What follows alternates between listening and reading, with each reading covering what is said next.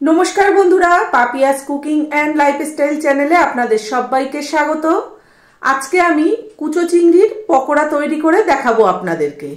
তো আমার এই ভিডিওটা না টেনে শেষ পর্যন্ত পুরোটা দেখবেন, ভালো লাগলে লাইক কমেন্ট শেয়ার করবেন। আর আমার সঙ্গে থেকে দেখতে থাকুন আমি কিভাবে কুচো চিংড়ির পকোড়াটা তৈরি করছি। আজকে কুচো চিংড়ির পকোড়া বানাবার জন্য এখানে 250 গ্রাম চিংড়ি মাছ পরিষ্কার করে বেছে ধুয়ে নিয়েছি আর সামান্য একটু নুন মাখিয়ে রেখে দিয়েছি। মাছটা সরিয়ে রেখে এখানে একটা পাত্র নিয়ে নিয়েছি। এবার এই পাত্রের মধ্যে চামচের 6 চামচ বেসন দিয়ে দেব।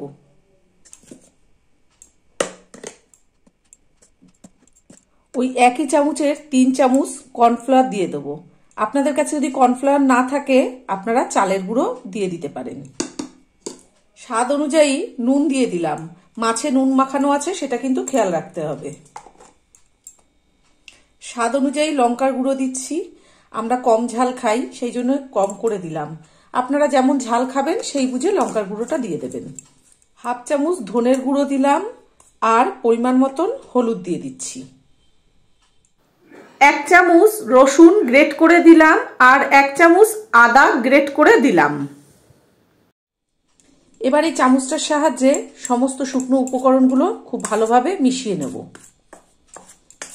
আর এখনো যারা আমার চ্যানেলটিকে সাবস্ক্রাইব করেননি তাদের কাছে আমার অনুরোধ রইল, আমার চ্যানেলটিকে অবশ্যই করে সাবস্ক্রাইব করবেন এবং পাশে থাকা বেল আইকনটি ক্লিক করে অল করে দেবেন, যাতে আমি যখন যা নিত্য নতুন ভিডিও ছাড়বো তার নোটিফিকেশন সবার প্রথমেই আপনাদের কাছে পৌঁছে যাবে।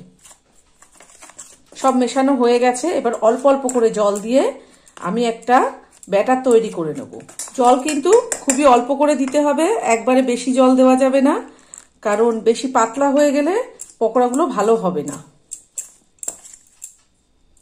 আবার ব্যাটারটা যদি বেশি ঘন হয়ে যায় তাহলেও ভালো হবে না, ভালো লাগবে না খেতে।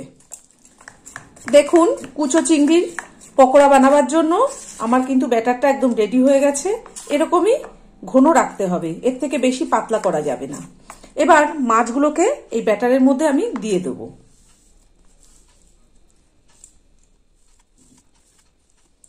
সব মাছটা দিয়ে দিয়েছি। এবার এই ব্যাটারের সঙ্গে ভালোভাবে মিশিয়ে দেব।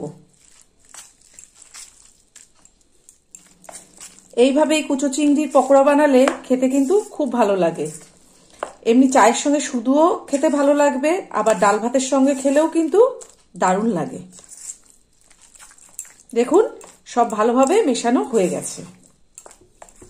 এদিকে গ্যাসে একটা কড়াই বসিয়ে কড়াইতে কিছুটা রিফাইন তেল দিয়েছি আর তেলটা বেশ হালকা গরম হয়ে গেছে। গ্যাসের ফ্লেমটা হাই করে দিয়ে কড়াইটাকে ভালোভাবে গরম করে নিয়েছি।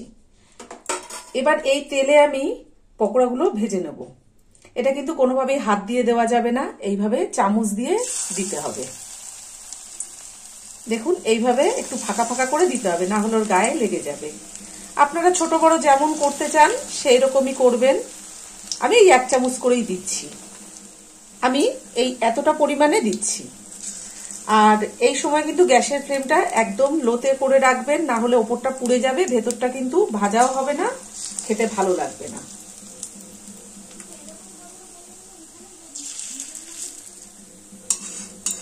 এবার এই ঝাঁঝরিটার সাহায্যে পকোড়াগুলোকে আস্তে আস্তে উল্টে দেব। উল্টে দিয়ে বেশ লাল লাল মচমচে করে ভেজে নেব। গ্যাসের ফ্লেমটা লোতে করে দিয়ে আস্তে আস্তে পকোড়াগুলো ভাজতে হবে। গ্যাসের ফ্লেম বাড়ালে কিন্তু ওপরটা একদম পুড়ে যাবে, খেতে ভালো লাগবে না। সব পকোড়াগুলো উল্টে দিয়েছি, ওই পাশটাও এরকম লাল লাল করে মচমচে করে ভেজে নেব। আমি এখানে শুকনো লঙ্কার গুঁড়ো দিয়েছি। আপনারা যদি শুকনো লঙ্কার গুঁড়ো না খেতে চান আপনারা কাঁচা লঙ্কা কুচিয়ে দেবেন। আমার বাড়িতে কেউ ঝাল খায় না, সেই জন্য আমি কাঁচা লঙ্কা কুচিয়ে দিইনি, শুকনো লঙ্কার গুঁড়ো দিয়েছি। দেখুন বন্ধুরা, আমার এই পকোড়াগুলো ভাজা হয়ে গেছে। এবার তেল থেকে তুলে নেব। আর বাকি যেটা আছে এই একইভাবে সব পকোড়াগুলোই ভেজে নেব। দেখুন, এইভাবে লাল লাল করে মচমচে করে ভেজে নিয়েছি। দ্বিতীয় লটের পকোড়াটাও ঠিক একইভাবে আমি তেলে দিয়ে দিচ্ছি। দেখুন বন্ধুরা, আমার কুচো চিংড়ির পকোড়াগুলো একদম রেডি করা হয়ে গেছে। আর আজকে আমি যা যা উপকরণ দিয়ে যেভাবে কুচো চিংড়ির পকোড়াগুলো তৈরি করলাম, আপনারা বাড়িতে ঠিক এই উপকরণ দিয়ে এইভাবেই কুচো চিংড়ির পকোড়াটা তৈরি করবেন। করে গরম গরম ভাত, ঘি দিয়ে ভাত মেখে গরম গরম ভাতের সঙ্গে কিংবা ডাল ভাতের সঙ্গে বা সন্ধেবেলা চায়ের সঙ্গে বা শুধু যেমন খুশি আপনারা খাবেন। এর স্বাদ জীবনেও ভুলবেন না। আর আপনাদের বাড়িতে তৈরি করে কেমন লেগেছে, খেয়ে কেমন লেগেছে অবশ্যই আমাকে কমেন্ট করে জানাবেন। ভালো থাকবেন, সুস্থ থাকবেন। ধন্যবাদ।